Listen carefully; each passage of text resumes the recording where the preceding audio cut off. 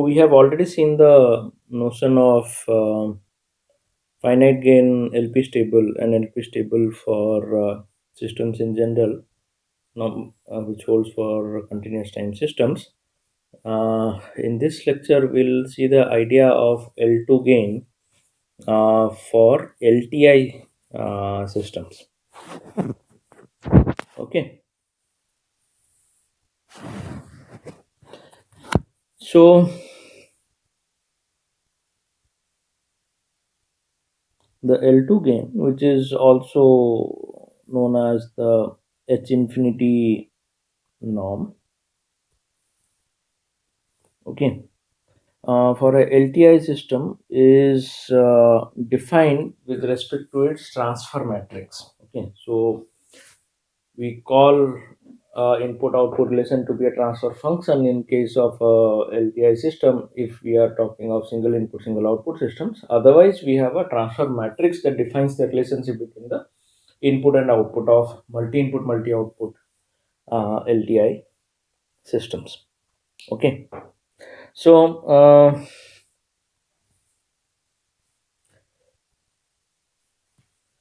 with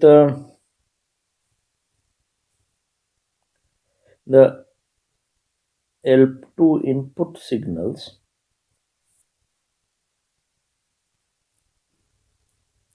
the goal of the control design problem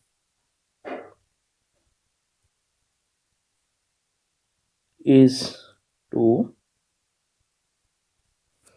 ensure that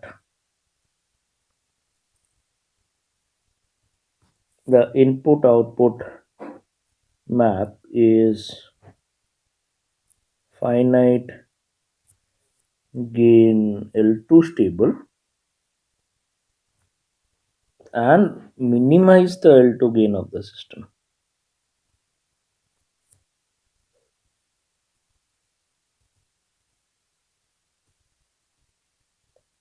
Okay, so now what is this L2 gain and how is this related to the transfer matrix of a linear time invariant system? Okay, so consider the LTI system of the form x dot is equal to ax plus bu, y is equal to cx plus du, where x is in Rn, u is Rm, and y is Rp. So there are m inputs, p outputs, and this is the nth order system that we have. So consider this LTI system where A is Hurwitz. Okay, now when I say A is Hurwitz, that means the all eigenvalues of A have negative real part. All the eigenvalues of A will have negative real part. This also indicates that all the poles of the transfer function associated with this LTI system will be on the open left half complex plane. Okay, let GS be C Si minus A inverse B plus D. This is the transfer matrix that you can get out of these system matrices A, B, C, and D. Okay, this is the case. Then the L2 gain of the system that is given here is nothing but supremum over all omega belonging to real. Supremum of what? The norm of Gj omega. Okay, the second norm of the Gj omega. Now, how is this Gj omega? How is the norm of this Gj omega defined? This is a G. I mean, as I said, G is a transfer matrix. So this Gj omega 2 norm is basically a induced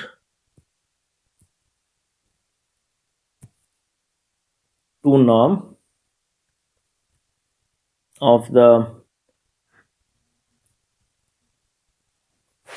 complex matrix that we have, which is Gj omega. This is an induced tournament. How is this defined? This is defined as you take the product of Gj minus omega transpose Gj omega, calculate the eigenvalues, take the maximum eigenvalue, and take the square root of this maximum eigenvalue. This is the induced two norm of the matrix Gj omega. Okay, also denoted as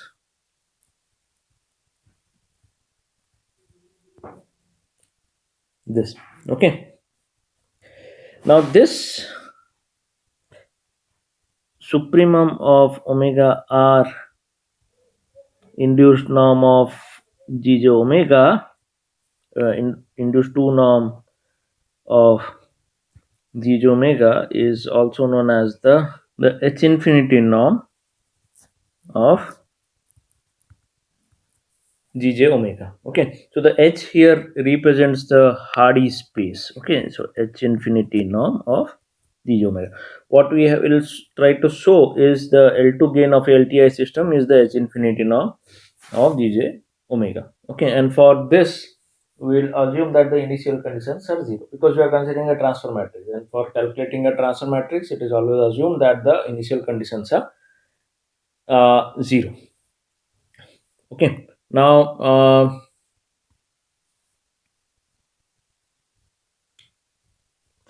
for a causal signal y in the L2 space, the yj omega is nothing but 0 to infinity y of t e power minus j omega t dt, right? Is what we have now. And also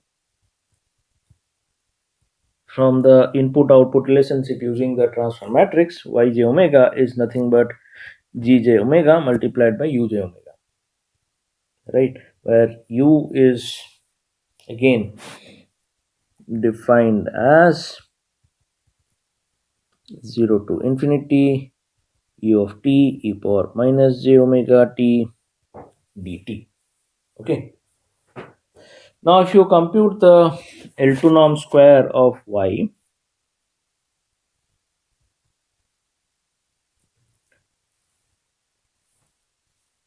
what do we get is it is 0 to infinity. We'll use the 2 norm here dt. So this is nothing but 0 to infinity y transpose t y of t dt. Okay, and from Parseval's theorem I can express it as minus infinity to infinity conjugate of yj omega multiplied by yj omega d omega. So as I said, this is as per Parseval's theorem. Okay, so this is what I have. Now this, if I replace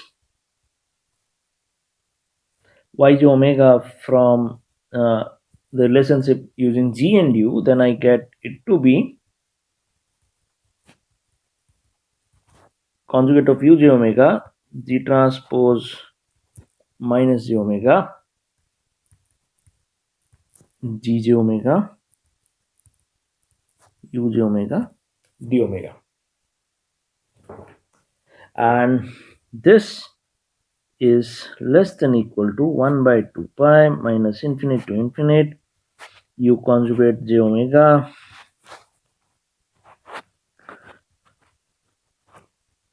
supremum over omega in r 2 norm of gj omega square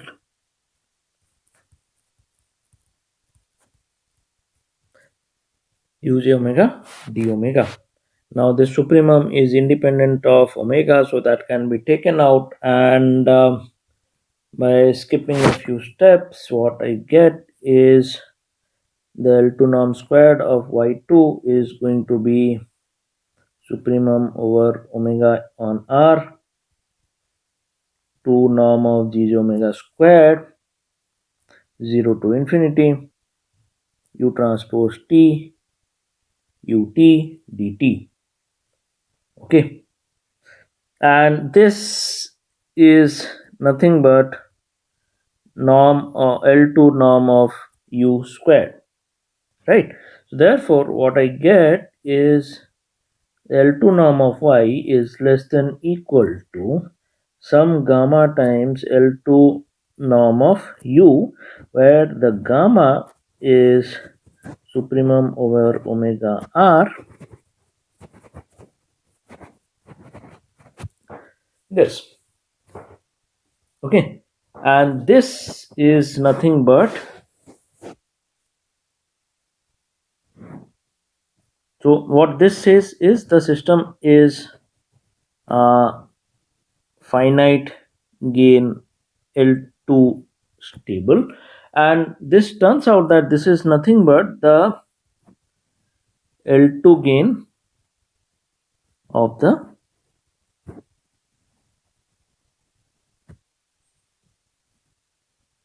LTI system. Okay.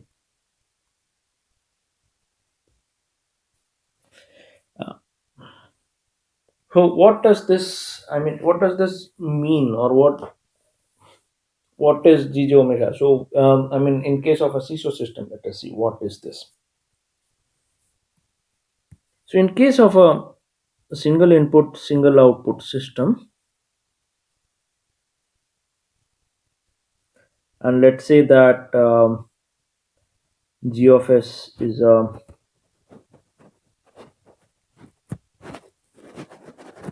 I won't say strictly proper, I'll say is a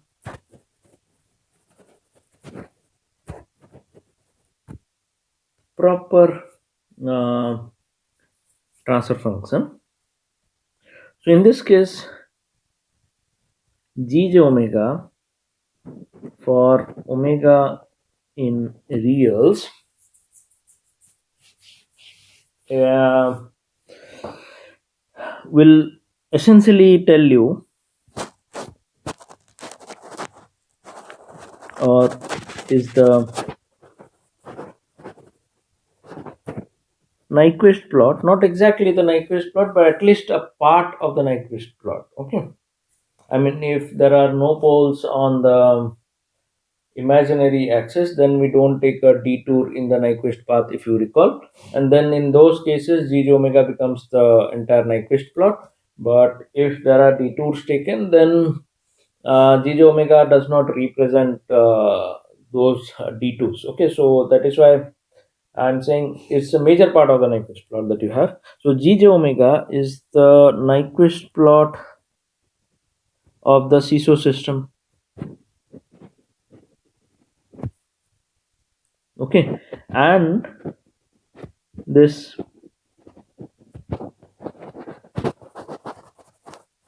so I'll, so when we say the 2 norm of Gj omega, this basically says about the distance of every point on the Nyquist plot from the origin. Okay,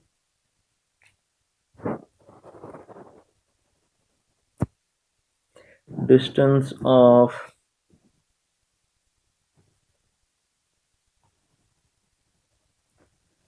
Nyquist plot from the origin of the Gj omega plane. Ideally, I should not say Gj omega plane, it's a GS plane. And when we say supremum omega r Gj omega 2, this essentially denotes the maximum distance or the maximum magnitude that you would see on the Nyquist plot. Okay, maximum distance, or I can say the maximum, I mean, can be maximum or it is just approaching. So roughly speaking, it is a maximum magnitude on the Nyquist plot. Okay, so please remember that if you want to calculate the L2 gain of the system, first of all, the system has to be finite gain L2 stable, and if it is finite gain L2 stable, then only you get to calculate the L2 gain of the system. Okay, so if you see some examples,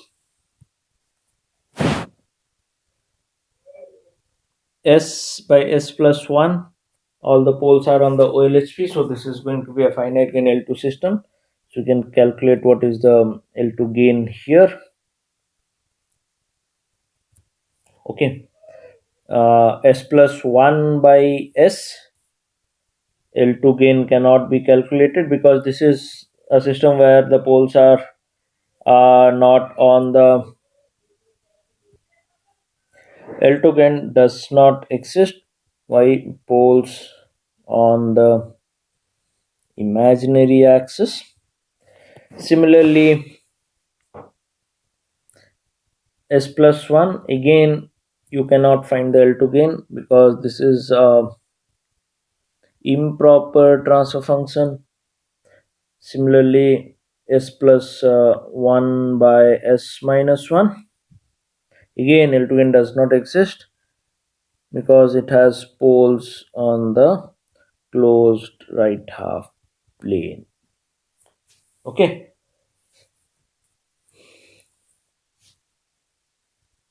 now L2 gain does not exist, but what I would ask you is check whether you can find this or not, because this is just saying calculate gj omega, take the magnitude of gj omega and see where gj omega is maximum.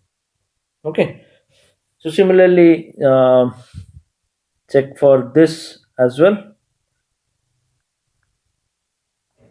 omega r, 2 norm of gj omega, and for this also you compute. Okay, so for all these three where L2 n does not exist, just compute and see whether you can find a finite value for the supremum omega belonging to R induced 2 norm of gj omega. So what I am trying to point out is in certain cases the supremum might exist, okay, but that may not be the L2 gain of the system. For that to be the L2 gain of the system has to be finite gain L2 stable. Okay, and given the representation x dot equal to x plus bu, y equal to cx plus du, you need the LTI system to be proper. Okay. Also, as I said, in the Nyquist plot, it represents the farthest point for a finite gain L2 stable system. Similarly, if you look at the Bode plot, the Bode magnitude plot is essentially the magnitude of gj omega. So, in the Bode magnitude plot, it is the maximum magnitude that the Bode magnitude plot attains for frequencies from the range 0 to infinity. Okay, for frequencies in the range minus infinity to 0, the magnitude plot is the same if you want to check. Okay, so to end this, I'll give you one more result which is also useful and concerns not the LTI system but continuous time system, continuous time system in general. Okay, so the result goes like this.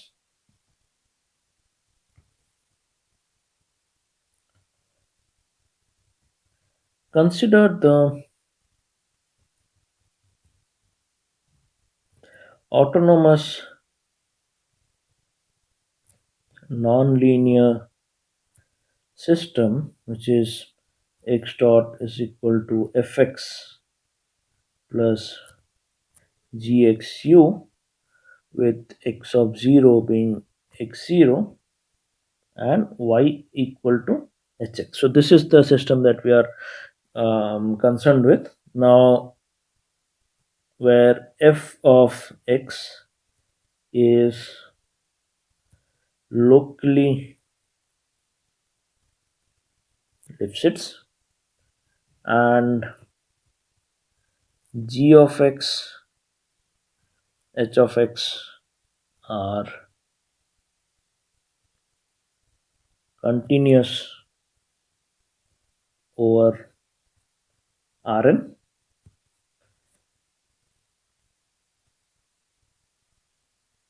The matrix G is n cross m, and H maps from Rn to Rq. The functions f and h vanish at origin. So this essentially means that f of 0 is 0 and h of 0 is also 0. Now let gamma be a positive number, and suppose there is a continuously differentiable positive semi-definite function v of x that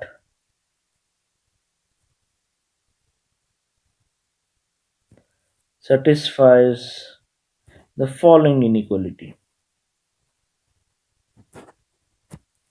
Okay, what is the inequality?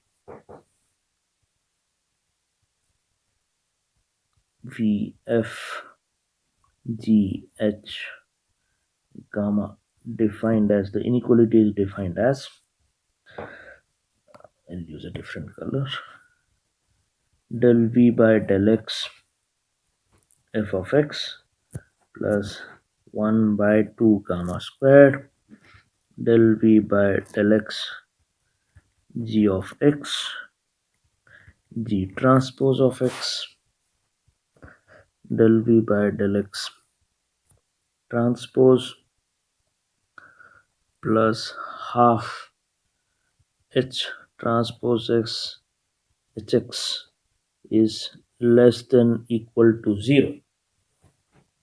So this is the inequality that you have. This has to be true for all x in Rn. So if this is true, then for each initial condition x0 in Rn,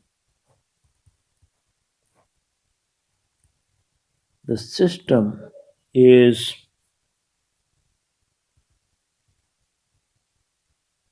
finite gain L2 stable, and its L2 gain is less than or equal to gamma.